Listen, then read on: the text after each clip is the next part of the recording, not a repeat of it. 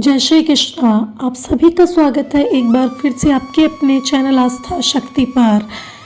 आप सभी को ज्ञात होगा कि धन के लिए माँ लक्ष्मी की पूजा का विधान है, लेकिन माँ लक्ष्मी के वैभव लक्ष्मी स्वरूप की पूजा का विशेष महत्व माना गया है। यह व्रत शुक्रवार के दिन रखा जाता है। सुख समृद्धि और सौभाग्य की वृद्धि के लिए इस व्रत का महत्व है। तो चलिए आइए जानते हैं इस व्रत की कथा। इससे पहले अगर आपने हमारे चैनल को सब्सक्राइब नहीं किया है तो जल्दी से सब्सक्राइब कर लीजिए, शेयर कीजिए और लाइक ज़रूर कीजिएगा। तो चलिए आरंभ करते हैं। किसी शहर में बहुत से लोग रहा करते थे। वहाँ बहुत सुंदर ऊंचे मकान थे। उसी नगर में बच्चे, बूढ़े, स्त्री, पुरुष सभी बहुत प्यार से रहते और एक दूसरे का ध्यान रखते, दूसरों का सम्मान करते, अतिथियों का सत्कार करते। लेकिन कुछ दिनों बाद वातावरण बदलने लगा। लोग बेईमानी करने लगे।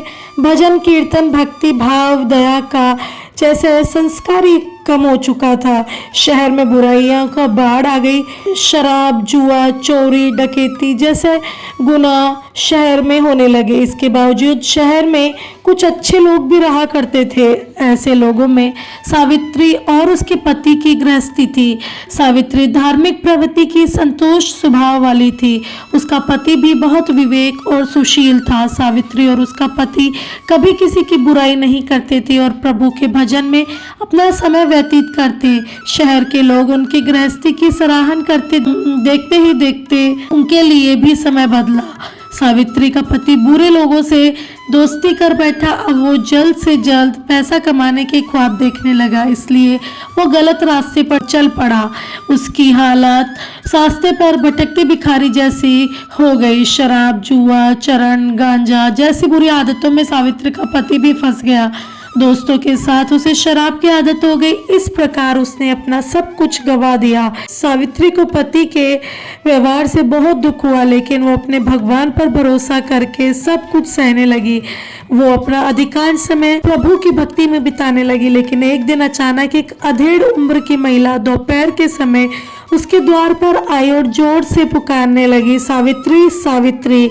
सावित्री ने सोचा कि देखूं कौन है जो मुझे इस समय आवाज दे रहा है। उसने द्वार खोल और देखा कि एक अधेड़ उम्र की औरत खड़ी थी। उसके चेहरे पर अलौकिक तेज नजर आ रहा था। उसकी आंखों में मानो अमृत सा बह रहा हो। उसका भाव, चेहरा करुणा और प्यार से भरा हुआ था। उसको देखते ही ऐसा लगा कि माँ में अपार शक्ति आ गई। सावित्री का रोम रोम आनंद से भर गया। सावित्री ने उसे आधार के साथ अपने घर बिठा लिया और घर में बैठने के लिए कुछ भी नहीं था, इसलिए सावित्री ने साकू चक्र की एक फटी हुई चादर पर उसे बिठा दिया। वो माझी बोली कि क्यों सावित्री, मुझे नहीं पहचाना? मैं हर शुक्रवार को लक्ष्मी जी के मंदिर में भजन कीर्तन के समय वहाँ आती हूँ। इसके बावजूद सावित्री कुछ नहीं समझ पा रही थी। फिर वो माझी बोली कि तुम बहुत दिनों से मंदिर नहीं आई, इसलिए आज मैं तुम्हें ही देखने चली आई। माँ जी के अति प्रेम भरे शब्द सुनकर सावित्री का दिल पिघल गया। उसकी आंखों में आंसू भर गए और वह बिलक बिलक कर रोने लगी। माँ जी ने कहा, बेटी, सुख और दुख धूप और छाव जैसे ही हैं। तुम धैर्य रखो और मुझे अपनी सारी परेशानी बताओ।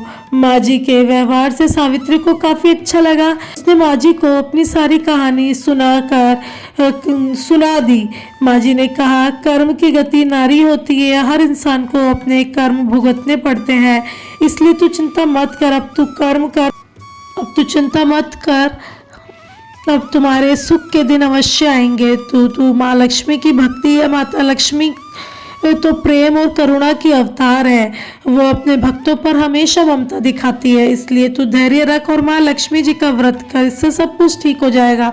सावित्री के पूछने पर माँ जी ने उसे व्रत की सारी विधि बताई। माँ जी ने कहा, बेटी, माँ लक्ष्मी का व्रत बहुत सरल है।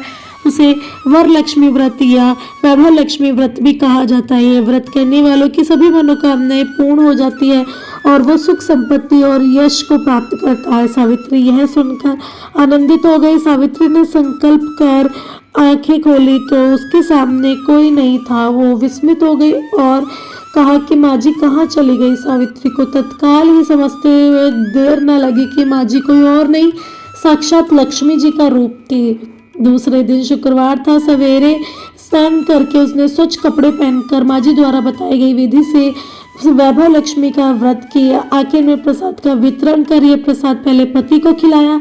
प्रसाद खाते ही उसके पति के स्वभाव में फर्क आ गया। उसे दिन से उसने सावित्री को मारा भी नहीं और सताया भी नहीं। यह देखकर सावित्री को बहुत आनंद आया। उसके मन में वैभव लक्ष्मी व्रत के लिए श्रद्धा और बढ़ गई। सावित्री ने पूरी श्रद्धा के साथ 21 शुक्रवार तक माँ वैभव लक्ष्मी के व्रत को किया। 21 शुक्रवार को माँ जी की कहा अनुसार अध्यापन विधि करके स्त्रियों को वैभव लक्ष्मी की व्रत के साथ पुस्तक उपहार में दी। फिर माता लक्ष्मी के धन लक्ष्मी स्वरूप की छवि को वंदन करके भक्ति भाव से माँ से प्रार्थना करने लगी। माँ धन लक्ष्मी, मैंने आपका वैभव लक्ष्मी व्रत करके मन्नत मांगी थी, आज यह व्रत पूर्ण हुआ है। माँ मेरी हर विपत्ति को दूर करो और हमारा कल्याण करो, जिससे संतान ना हो उसे संतान देना, सौभाग्यवती को स्त्री को अखंड सौभाग्य देना, कुंवारी लड़की का मन भावन पति देना, और जो आपका ये चमत्कारी वैभव लक्ष्मी व्रत करे उसकी सब विपत्ति दूर करना, सभी को सुखी रखना। माँ आपकी महिमा अपरंपार। ऐसा बोलकर लक्ष्मी जी के धन लक्ष्मी स्वरूप की छवि को उसने प्रणाम किया। व्रत के प्रभाव से सावित्री का पति अच्छा आदमी बन गया और कड़ी मेहनत करके अपने व्यापार को चलाने लगा। तुरंत सावित्री के गिरवी रखे गहने भी छुड़ा लिया और उसके घर में धन की बाढ़ आ गई।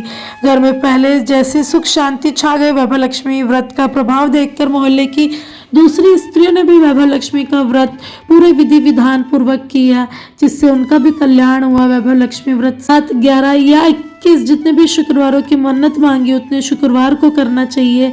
आखिरी शुक्रवार को इसका शास्त्रीय विधि के साथ उद्यापन करना चाहिए और प्रसाद के लिए खीर बनानी चाहिए। हर शुक्रवार को हम पूजन करते हैं वैसे ही करना चाहिए। पूजन के बाद माँ को एक श्रीफल तोड़कर चढ़ाएं और फिर कम से कम 7 कुंवारी कन्याओं या सौभाग्यशाली स्त्रियों को कुमकुम का तिलक लगाकर माँ वैभव लक्ष्मी की व्रत की कथा पुस्तक में उपहार में देनी चाहिए और सबको खीर का प्रसाद देना चाहिए। इसके बाद माँ लक्ष्मी को श्रद्धा सहित प्रणाम करना चाहिए। फिर माता जी के धन लक्ष्मी स्वरूप की छवि को वंदन करके माँ से प्रार्थना करें, माँ धन लक्ष्मी मैंने आपका व्रत पूर्ण किया है, आज मैंने जो मन्नत मांगी थी वो पूरी हो जाए, हमारी हर विपत्ति को दूर करो, हम सबका कल्याण करो, जिससे इस संतान को संतान मिले, अखंड सौभाग्य का वरदान मिले और सबकी मनोकामना की पूर्ति हो। तो यह थी माँ वैभव लक्ष्मी की व्रत कथा। आपको कैसी लगी हमें कमेंट में ज़रूर बताइएगा और अच्छी लगी तो हमारे चैनल को सब्सक्राइब करें। कमेंट में जय माँ वैभव लक्ष्मी ज़रूर लिखें। धन्यवाद।